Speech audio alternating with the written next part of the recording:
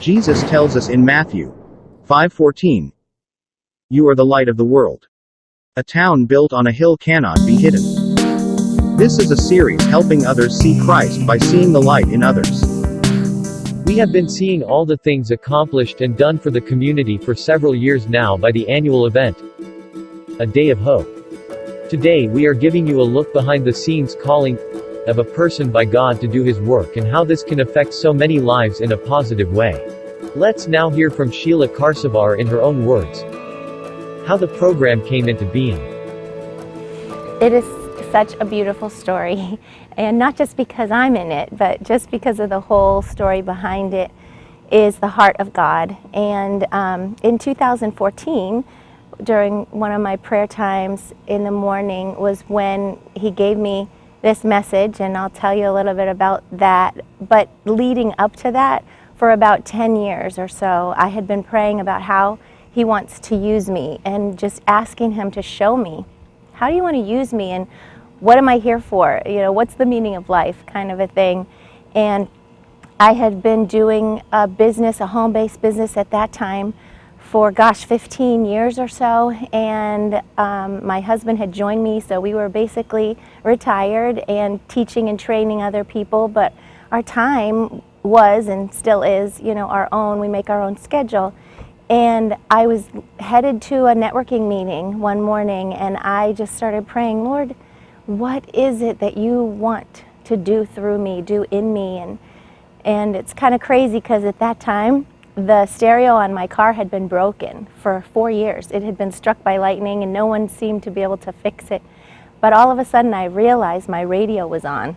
And this sounds absolutely crazy, but my radio was on and there was a song playing, and the chorus was, "Greater things are yet to come, greater things still to be done in this city." Some of you may know that song. And it just kept going on, and the chorus was just playing. And then I realized, oh my goodness, my stereo is broken. And what is this song? And then I just started crying because I was like, am I going to be part of greater things? Is this your encouragement for me?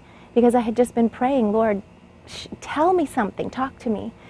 And so, fast forwarding, a lot of things happened over that next decade, really. Just, I was praying to be more bold in my faith, and He was giving me opportunities to do that. I would get these little thoughts, you know, say this to that person, or do this, or give them your sweater that they just commented on, and I'd be like, oh. Now we can see from the progression of the story, God is answering Sheila's prayers and is reaching out to her. So what happens when we do not answer and do what God is asking us to do? Okay, I'll do it, because I had learned when God had asked me to do something at one point, and I chose to wait, and because of choosing to wait, I never got that opportunity again, because the person that I was supposed to talk to had passed away before I got to see her again. And so that moment was when I said, Lord, when you tell me to go, I will go. When you tell me to say, I will say. I don't care who's around me. I don't care what their opinions are. I don't care, because your opinion means the most to me, other than other people. So, now you have the secret to this. It is about getting the confidence to move out and totally sell out to God. So, fast forwarding now, 2014, I'm sitting doing my quiet time, and I was actually watching a video that Joyce Meyer, she's a female preacher, was doing, and she was going into inner cities around the country and giving school supplies and things like that, and also a message of hope. And I couldn't stop crying, and I didn't know why, and I was praying about it, and God said to me, you need to start this for the homeless and the needy children of Horry County. It will be called A Day of Hope, and it will be August 15th, 2015.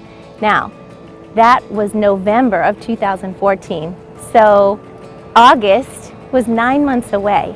And so leading up to August, there were so many things that happened.